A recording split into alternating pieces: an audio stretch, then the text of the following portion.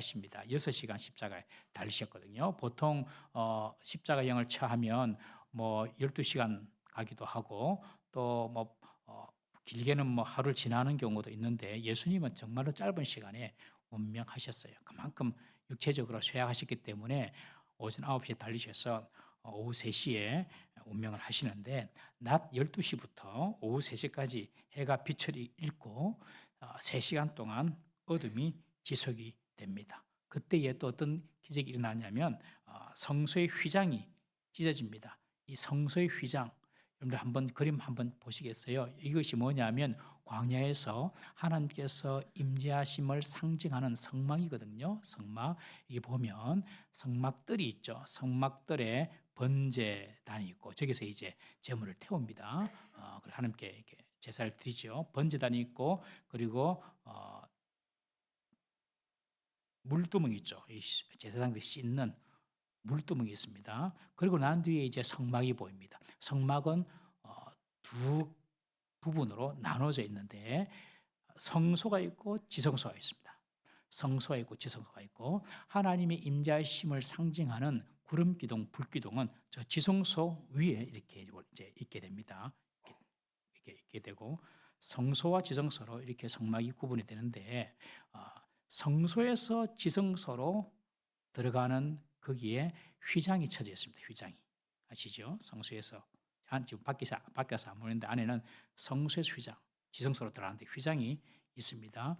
지성소에는 하나님의 법궤가 있습니다. 하나님의 임재하심을 상징하는 하나님의 법궤가 들어가 있습니다. 그리고 그 지성소에는 하나님이 계신다. 그렇게 믿었습니다. 예, 그럼 다음 그림도 이렇게 안에 나오죠. 그래서 제사장이 제사를 드리고 손을 씻고 성소에 들어가서 향을 피우고 또 떡도 갈고 이런 일을 하고 그리고 지성소로 들어가는데 지성소에는 아무나 못 들어가요. 제사장도 못 들어가요. 제사장 중에서 최고의 제사장, 대제사장만 1년에 한 번 딱 들어갑니다. 지성소 안에는. 그래서 그 지성소 안에서 하나님께 이스라엘의 죄를 가지고 기도합니다. 기도하고 나와요. 그러니까 나올 수도 있고 혹 죽을 수도 있고 그렇습니다. 그래서 저 지성소에는 하나님의 임재를 상징하는데 저 지성소에는 대제사장이 1년에 한 번 들어간다. 그런데 그 지성소와 성소 사이가 뭐가 쳐져 있다고요? 휘장이 쳐져 있습니다. 휘장이. 그런데 예수님께서 십자가에 돌아가실 때에 그 휘장이 위로부터 찢어집니다. 이 휘장이 그냥 보통 얇은 이런 휘장이 아닙니다.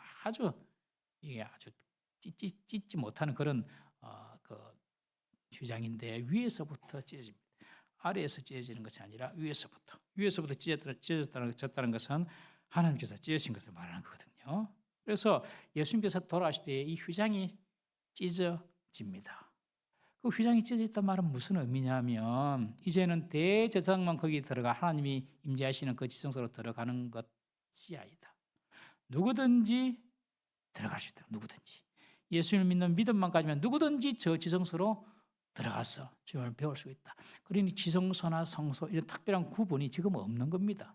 없어지고 휘장이 찢어졌다는 것은 어디든지 주님께서 계시고 그리고 누구든지 예수님의 이름으로 저기 지성소로 들어갈 수가 있다는 것을 의미합니다. 이 휘장이 히브리서에 보면 예수님의 몸을 상징하거든요. 예수님의 몸이 십자가에서 찢어지신 것처럼 그 휘장이 찢어짐으로 인해서 이제는 누구든지 은혜의 보좌 앞으로 담대히 나아갈 수 있는 그런 역사하심이 예수님의 십자가 사건을 통하여서 이루어지게 된 것이다.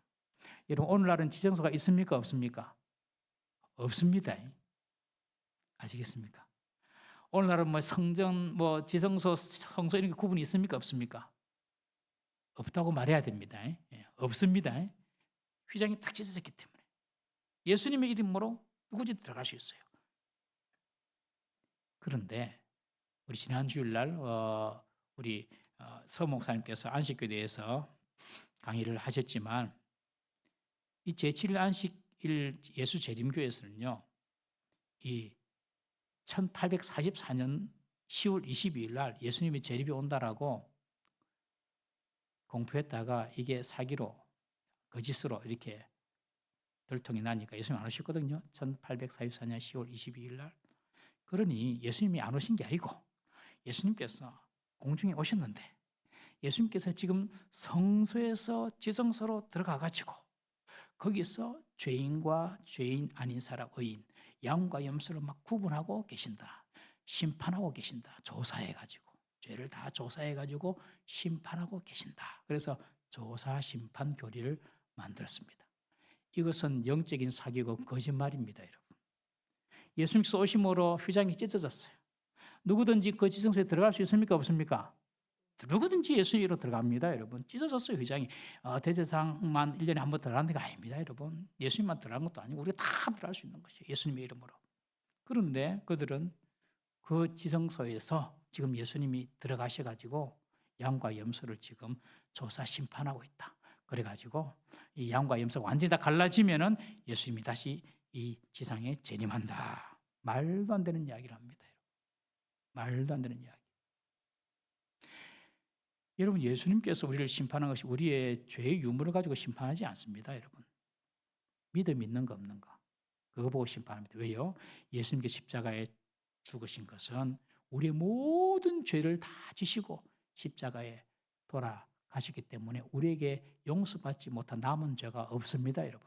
다 용서해 주셨습니다. 예수님께서 십자가에서 우리 죄를 다 용서해 주셨어요. 그런데 예수님께서 용서한 죄는 따로 있고 그 다음에 너희들이 지켜야 될 또 그런 또 너희들이 없애야 될 그런 회개해야 될 그런 죄가 따로 있다. 이렇게 가르치는 것은 완전히 잘못된 겁니다. 우리 예수 믿음으로 우리 죄가 다 용서받는 줄 믿으시길 바랍니다. 그런데 예수 믿어도 또 죄 짓잖아요, 그렇죠? 그럼 어찌 됩니까? 또 회개합니다, 그죠? 또 죄 짓잖아요, 그죠? 예수 믿어도 짓는 죄에 있어서는 주님께서 주의 백성들은 이 땅에서 심판받습니다. 이 땅에서 징계받아요. 회개하지 않는 죄는 징계받습니다, 여러분.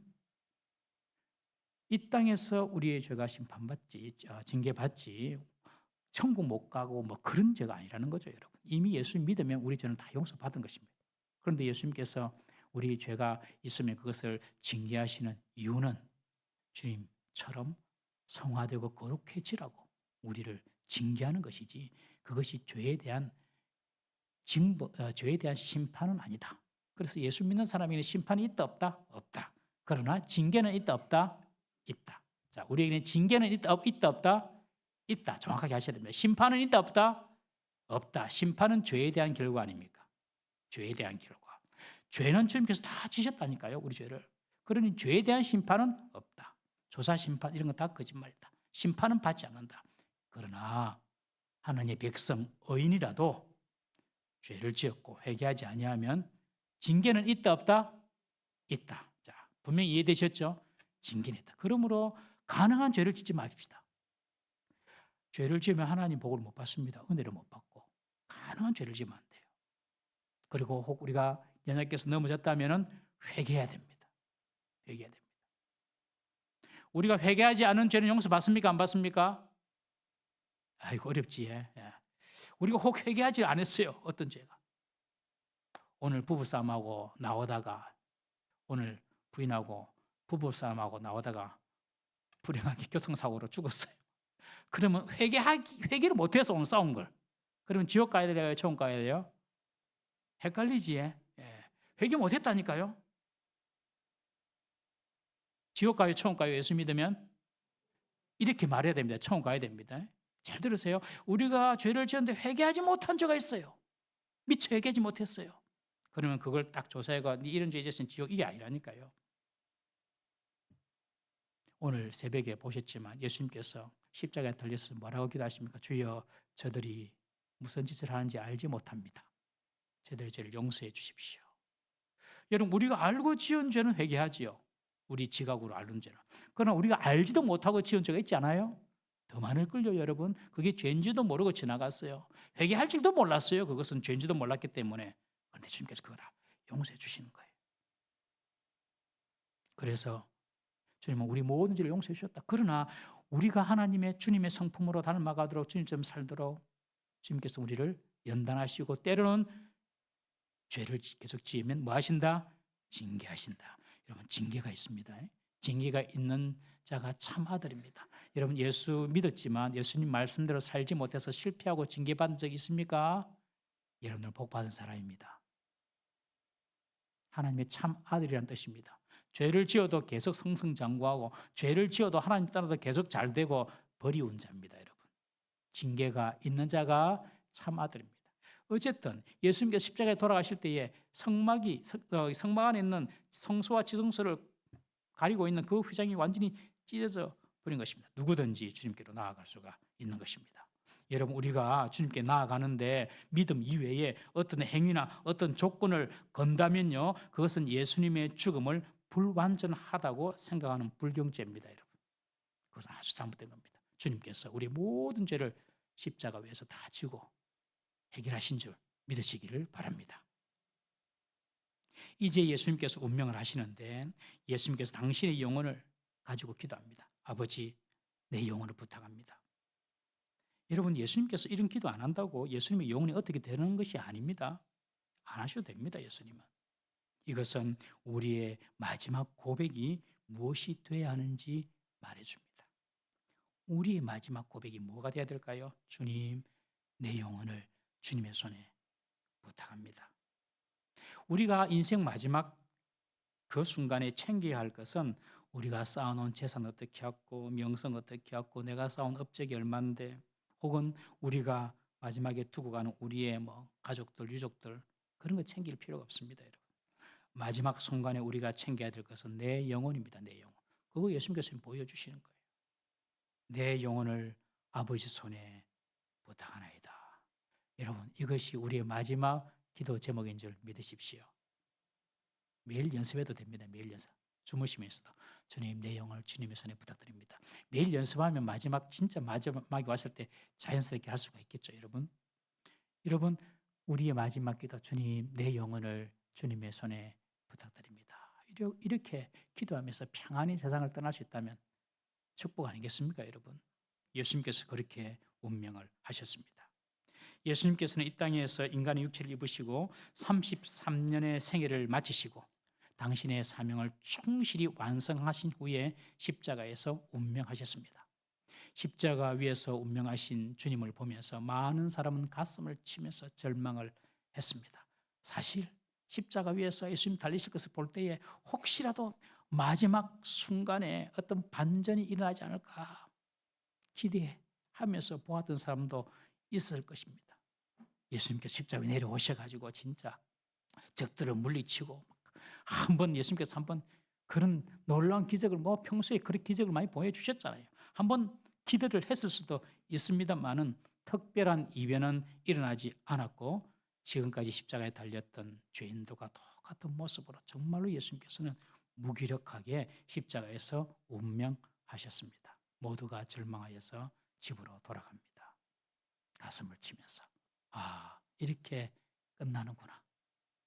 진짜 그 3년 동안 온 유대를 갈릴리를 돌아다니면서 죽은 자도 살리시고 오병이어 5천 명을 먹이시고 무리도 걸어오시고 병자도 나서시고 뭔가 무슨 일이 일어날 줄 알았는데 예루살렘에 들어오실 때에 호산나 찬양합니다. 우리를 구원하소서. 무슨 일이 일어날 줄 알았는데 아니 십자가에 달리시는 그 순간에도 죽어가는 그 순간에도 한 번 예수님께서 한 번 기적을 행하실 줄 알았는데 그냥 사그라져 버립니다.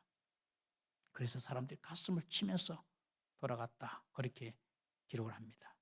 모두가 절망하고 모두가 소망을 잃고 모두가 망연자실할 그때에 구원을 경험하고 믿음을 고백한 사람이 있었고 그 절망의 순간에도 묵묵히 자신의 일을 감당한 위대한 사람들이 있었습니다. 다 끝났다고 생각했는데도 자신의 일을 감당한 위대한 사람들. 오늘 본문에 세 사람이 나옵니다. 첫 번째 로마의 백부장입니다. 백부장이 어떤 사람입니까? 예수님의 사형 집행을 직접 관할한 로마의 장교 아닙니까? 그는 예수님께서 십자가 위에서 행하시는 모든 일과 말을 다 밑에서 보았습니다. 그리고 그는 그렇게 고백합니다. 오늘 47절에 예수님은 정말 의인이었다. 그리고 똑같은 이 본문인 내용이 있는 누가복음 23장 47 마태복음이나 또 마가복음 보면 마태복음 27장, 마가복음 15장에 보면 이 백부장이 그렇게 말합니다. 이는 하나님의 아들이었다. 오늘 본문에서는 이 사람은 정령 의인이었다. 그렇게 말하고 마태복음, 마가복음에는 그는 하나님의 아들이었다라고 고백합니다. 예수님께서 끝까지 포기하지 않고 십자가를 지셨을 때에 백부장이 구원받았던 것입니다. 이방인이었던 로마인 백부장, 이 백부장이 예수님을 죄인이 아닌 의인으로 하나님의 아들로 인정을 했다는 것은 예수님의 죽음은 한 개인의 억울한 죽음이 아니라 온 세상을 구원하기 위한 대속의 죽음임을, 의인의 죽음임을 증명하는 고백입니다. 여러분, 그러나 사실 이 백부장의 고백은요, 로마가 집행한 사형 아닙니까? 어쨌든 로마가 사형 언도를 내렸지 않습니까? 이 로마에 대한 반역죄가 될 수가 있습니다. 그러나 로마의 백부장은 자신의 믿음을 당당하게 고백합니다. 여러분, 이것이 예수님을 진실로 알고 믿는 자의 당당함입니다. 여러분, 예수 믿는 것이 당당하십니까?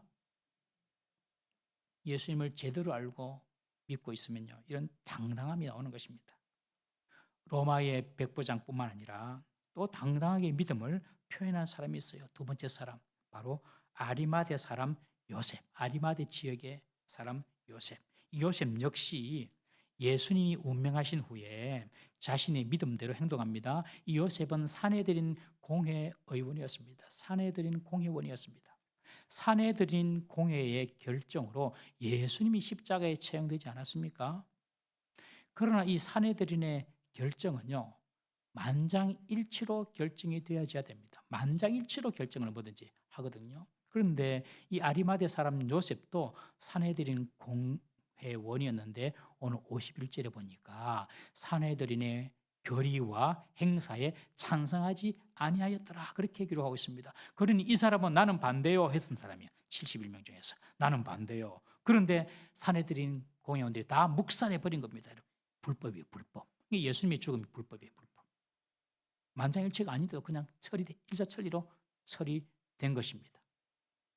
예수님은 운명하셨지만 요셉은 자신의 믿음과 고백을 행동으로 옮깁니다. 예수님의 시신을 달라고 빌라도에게 요구한 것입니다. 마가복음 15장에 보면 마가는 이 표현을 이렇게 표현하고 있습니다. 당돌하게 그가 빌라도에게 예수의 시체를 달라고 요구했다. 당돌하게. 예수님의 시체를 달라고 요구하는 것은 매우 위험한 행동이며 자신도 예수님을 따르는 사람이라는 사실을 밝히는 행동입니다. 이것은 자신의 명예와 지위를 한순간에 잃을 수도 있는 상황입니다. 베드로가 대제사장의 집 마당에서 예수님을 3번이나 부인하지 않습니까? 그런 행동에 비교해 본다면 요셉은 정말 위험을 무릅쓰고 예수님의 시신을 지금 달라고 한 것입니다.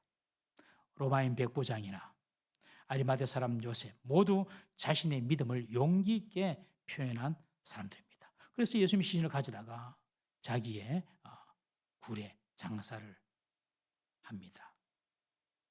이들과 함께 믿음의 행동을 하는 사람이 있었는데 갈릴리에서부터 예수님을 따라온 여인들이 있었습니다. 예수님의 무덤을 이들은 파악을 하고 위치를 파악하고 예수님의 시체를 어떻게 두었는지 쫙 확인을 했습니다. 이렇게 한 이유는 안식일 후에 향품과 향유를 준비하여서 안식일이 끝나면 다시 예수님 그 동굴에 찾아가서 예수님의 장례를 확실하게 치러 드리려고 했기 때문에 그렇습니다. 이미 예수님께서는 금요일 오후 3시에 죽으셨고 안식일은 금요일 저녁 6시부터 시작을 하니까 지금 시간이 촉박해서 대충 예수님을 그냥 이렇게 동굴에 그냥 안치를 했던 것이거든요. 그러니 안식일이 시작되면 아무 일도 할 수 없었기 때문에 그들은 안식일이 지나기까지 3일을 기다립니다. 그러면서 예수님께서 어디에 어떻게 안치가 되는지 자세히 보고 향품을 준비를 하고자 한 것입니다. 예수님의 십자가의 죽음, 혹시나 사람들이 마지막 역전이 일어나지 않을까 바라보고 예수님의 죽음을 그들은 맞이했지만 그들의 기대와 달리 예수님은 그저 아무런 무기력하게 아무런 힘도 발휘하지 못하고 그냥 십자가에서 운명에 버리셨습니다. 실망을 넘어 절망이 현실화된 것입니다. 그러나 그들이 해야 될 고백과 그들이 할 수 있는 행동은 그들은 멈추지 않았던 것입니다. 내일 지구가 멸망하더라도 오늘 하루에 사과나무를 심겠다라는 그런 말이 있지 않습니까? 내일 지구가 멸망한다 하더라도 나는 오늘 나의 사명을 꿋꿋이 이루어 나가겠다. 절망의 그 순간에도 오늘 내가 해야 될 나의 할 일을 내가 해내겠다라는 그런 결단의 고백입니다. 당시 예수님을 따랐던 사람들은 예수님이 이스라엘을 로마의 압제에서 해방시키시고 하나님의 나라를 만들어줄 구원자로 믿고 있었습니다. 그러나 예수님은 그들의 눈에 무기력하게 여느 죄수들처럼 십자가 위에서 그냥 죽어버렸습니다. 모든 희망이 사라지고 모든 기대가 무너지고 지금까지 애쓰고 쓰고 모든 것들이 다 수포로 돌아간다고 여겨지는 그 순간이었습니다. 그러나 모든 것이 끝나버린 것 같은 그 절망의 순간에도 로마인 백부장은 믿음을 고백하고 아리마대 사람 요셉은 자신이 주의 제자임을 드러내면서 예수님의 시신을 가져다가 동굴에 안치를 하고 여인들은 예수님의 장례치를 준비를 함으로써 예수님의 부활을 준비하고 있었던 것입니다. 자기들은 몰랐어요. 그것이 부활을 준비하는 것인지. 모두가 끝이 났다고 생각하는 순간이었지만 자신의 역할을 감당했던 그 사람들을 통하여서 하나님은 예수님의 부활이라는 그 다음 놀라운 전무한 역사상에 없었던 놀라운 일들을 준비하고 계셨던 겁니다. 여러분, 지금 우리는 어떤 실망과 좌절 속에 있습니까, 여러분? 여러분들 기대했던 것이 그냥 무위로 끝나버려가지고 아유, 이제 내가 희망될 데가 없다. 그런 마음이 들 때가 있습니까? 도저히 다른 새로운 희망이나 새로운 가능성의 조짐은 보이지 않고 나의 시도나 나의 노력조차 아무런 변화를 이끌지 못할 것 같은 전적인 무력감 속에 우리가 있을 때가 있습니까, 여러분? 기억하십시오. 내가 끝이라고 생각하는 그 순간에도 하나님은 여전히 일하고 계심을 믿으시기를 바랍니다. 우리 각자가 내가 있는 그 자리에서 최선을 다해서 주의 백성, 주의 제자로서의 삶을 살아갈 때에 하나님은 지금도 그 다음 역사를 준비하고 그 다음 역사를 이어가고 계심을 믿으시기를 바랍니다. 나의 기대가 무너졌습니다. 내가 절망 속에 있습니다. 다른 희망이 보이지 않습니다. 그러나 내가 있는 그 자리에서 나의 일을 묵묵히 감당해 간다면 우리가 기대하지도 못했습니다. 우리가 상상하지도 못했습니다. 하나님이 일하시는 그 놀라운 부활의 영광을 준비하신 것처럼 여러분, 저와 여러분들 위하여서 하나님께서는 역사하고 계실 줄 믿으시기를 바랍니다. 기도하겠습니다. 우리 이 시간 이렇게 한번 기도하십시다. 주님,